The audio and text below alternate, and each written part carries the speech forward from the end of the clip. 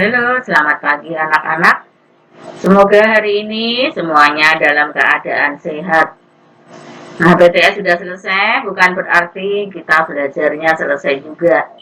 Nah, hari ini kita mau melanjutkan pelajaran kita. Bahwa sebelum PTS kemarin kita sudah belajar tema 8, subtema 1.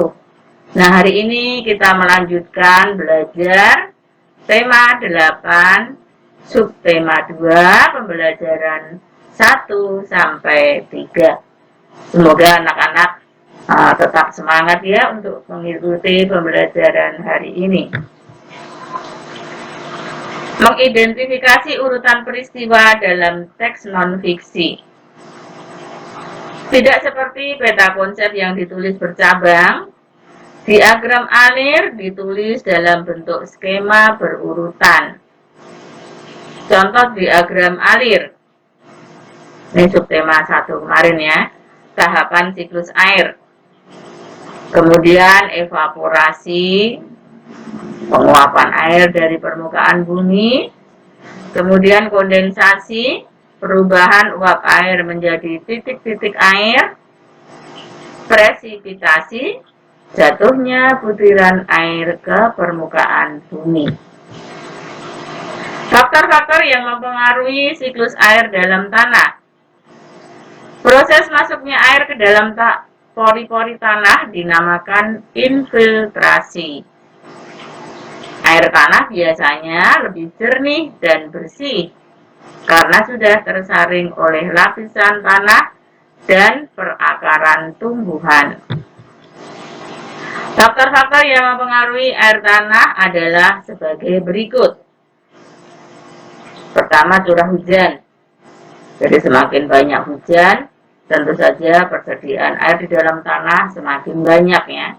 Kemudian material batuan. Bahwa di dalam tanah banyak terdiri dari jenis batu-batuan yang menyaring air, yang menyimpan air hujan. Kemudian lereng pegunungan dan juga keberadaan tumbuhan atau vegetasi. Tanah yang banyak tumbuhannya atau banyak tanamannya tentu juga banyak menyerap air hujan, sehingga di dalam tanah banyak menyimpan air juga. Pengaruh siklus air pada musim kemarau. Kamu perhatikan gambarnya di situ ya. Pada musim kemarau, uap air yang diuapkan jauh lebih banyak sehingga berdampak pada permukaan bumi. Jadi sini dalam gambar adalah contoh persawahan yang kekurangan air dan ini terjadi pada musim kemarau, bahwa air tanah sampai pecah-pecah karena kekurangan air. Musim kemarau yang berlangsung terus-menerus dapat menyebabkan hal-hal berikut. Pertama, berkurangnya sumber air minum. Kedua, persawahan menjadi kering dan tanah menjadi retak-retak, seperti pada gambar tadi ya. Kemudian tiga, banyak hewan yang akan mati karena tidak mendapatkan sumber air. Keempat, gagal panen karena banyak tumbuhan yang layu dan mati. Biasanya ini dialami oleh para petani. 5. Penambak tidak dapat membudidayakan ikan dan hewan air lainnya. Mengidentifikasi peristiwa penting dalam teks non-fiksi dengan menjawab pertanyaan. Dengan mencatat, kita dapat dengan mudah mengingat peristiwa penting dari suatu teks. Selain mencatat, peristiwa penting juga dapat diketahui dengan menjawab pertanyaan-pertanyaan yang berkaitan dengan teks. Fungsi dari kata tanya ini juga sudah kita pelajari di semester 1 ya.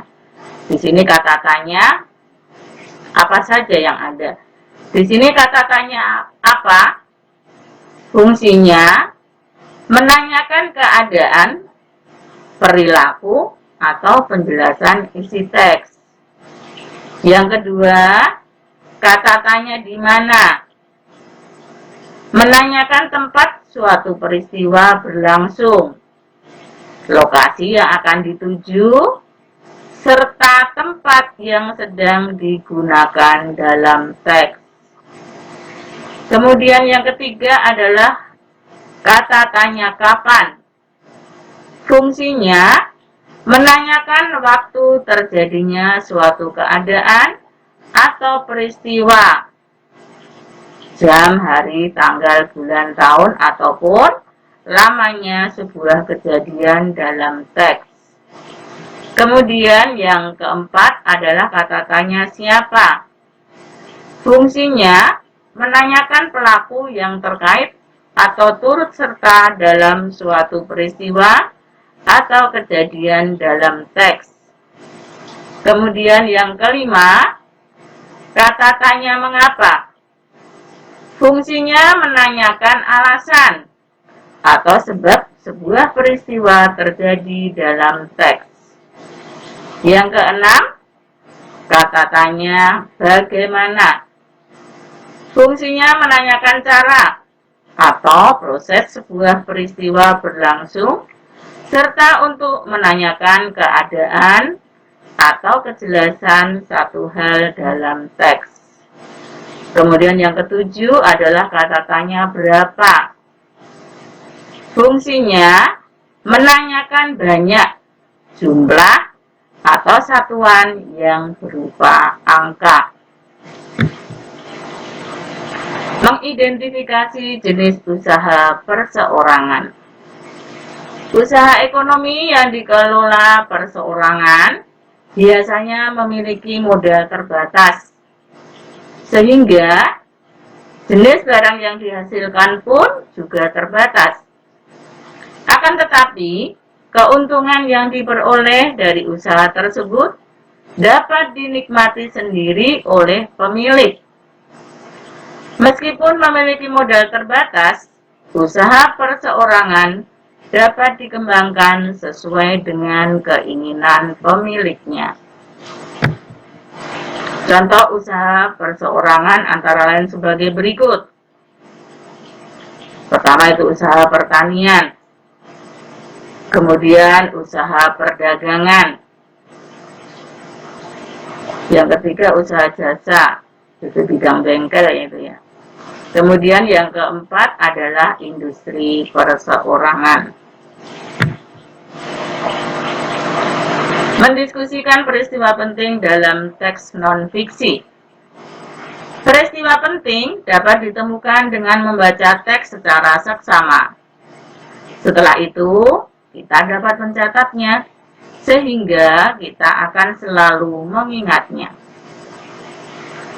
Cara mencatat peristiwa penting dari sebuah teks dapat dilakukan dengan cara membuat peta pikiran, tabel, menjawab pertanyaan, atau diagram alir.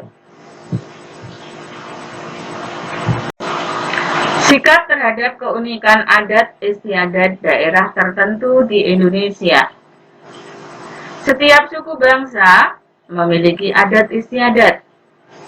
Adat istiadat adalah perilaku budaya dan aturan-aturan yang diterapkan dalam masyarakat secara turun-menurun.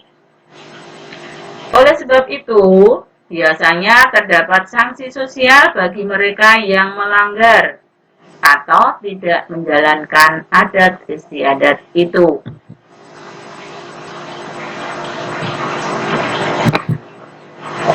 Adat istiadat mengandung nilai-nilai luhur yang berasal dari nenek moyang, sehingga menjadi pedoman dalam kehidupan sehari-hari bagi masyarakatnya. Kita harus menghargai adat istiadat tiap daerah dimanapun kita berada. Hal itu dapat dilakukan antara lain dengan cara berikut. A. Mempelajari adat istiadat daerah yang akan kita kunjungi. B. Mematuhi aturan dalam adat istiadat di tiap daerah. C. Tidak melakukan hal-hal yang dilarang dalam adat istiadat daerah tertentu. Nah, anak-anak, sampai di sini pembelajaran kita hari ini. Semoga anak-anak mengerti dan memahami. Kalau belum, silahkan baca lagi, pelajari lagi dengan teliti, dengan cermat, dengan tekun, agar anak-anak mengerti apa yang dipelajari atau yang dibacanya. Selamat belajar, semoga sukses. Tuhan memberkati.